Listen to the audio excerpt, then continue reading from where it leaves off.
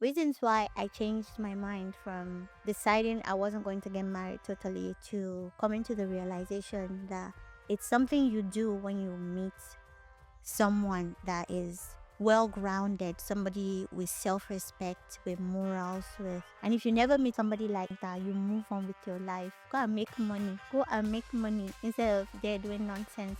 So that was when I like just put that option in now. Okay. So it was my first time traveling and the bus broke down in one eastern state. I don't remember the state actually. So and in the states the bus broke down. They said there was no direct bus to the state I was going to. We have to take another bus to another eastern state. Then from there, we can now get a bus that was going to the states that I was going to originally. And unfortunately for us that day, it was midday, so all the buses had left, and some people just started entering like along the road, and that's very dangerous. And I was quite young then, I think around 16 or so, very scared. And they always tell you don't enter from along, make sure you enter from the park. So that was what I was trying to do. And there was now one bus that opened up, and one man just came and said he's buying the bus, like he's buying all the seats in the bus. My big, he said he's buying all the seats in the bus, and he looks. You can tell that this person is like well off, and he didn't base in the country, so said he didn't want people in the bus. He just wanted to be him there, and some people were begging him that it's just few of us. There was two women. I think those women should be in their 50s. Then there was one girl in her late 20s. Then there was me. There was four of us plus him, five, full bus. So he now said, okay, all of us here, we can join him in the bus. We won't pay anything to our destination. So when we were going now, like the women were talking, like we now like engaged in a conversation with him. His name is Engineer Philip. I will never forget that man. He's the one that restored my faith in humanity, to know that there are actually people with sense, people that with developed brain out here. So they were discussing. I honestly don't know what the conversation was about at this point. But I just know that the women, they didn't like me. They would just look at me and they'll turn. Then the other girl that was sitting down, they were like, fine girl. She was wearing a midi skirt and a polo top. So the skirt was not too short, it was below the knee.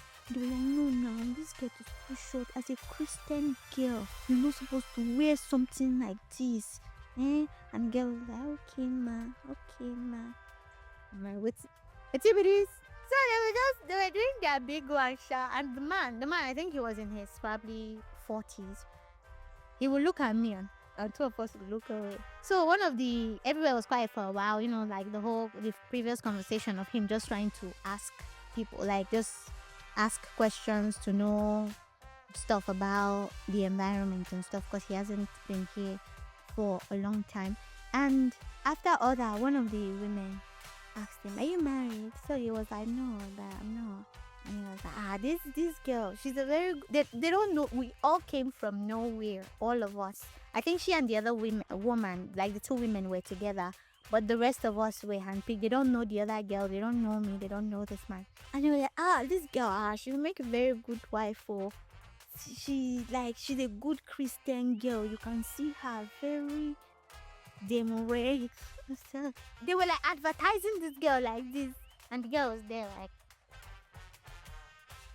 and I'm like, I was trying to stop myself from laughing. And when they persuaded the man for like a while, the man was like, oh, yeah, she's a nice girl. But if there's anybody that would be interested in, it's this one. That is me. But she's too small. She's too young. If she was around my age now, maybe at least in her 30s and stuff, it would have been very nice. I like a woman with brain, a woman that will challenge my thoughts. We all need help at some point. Sometimes you might not be feeling motivated. Sometimes you might need tough love, somebody to like stand their ground and tell you what they want to tell you, to like force you to do stuff, to get up, to pick yourself up. Somebody that will hold you accountable, to make you a better person. That's what I need. I don't want somebody that will come and be keeping quiet. Anything I do, she will keep quiet. Then I will now be spiraling out of control. She will now be depressed up and down, looking for who to tell her story to. I will like double it, give it to the next person and double it again. I'm like, wait, people like this exist? Each time I played this story in my head, I can't remember how many times. I still do it till today. I'm neurodivergent, so it's something I do. I played this story in my head because it just gives me a sense of Jesus. It was really nice to see a fully developed adult brain like that walking amongst us. I'm sure it has something to do with him not living in the country, but it was very nice to see, and it restored my faith. I was like, oh, okay, yeah, there are people out here actually. There are people out here. But the problem now is how to identify them, which I can now. But as at then, I'm like, nah, it's still better to like stay away.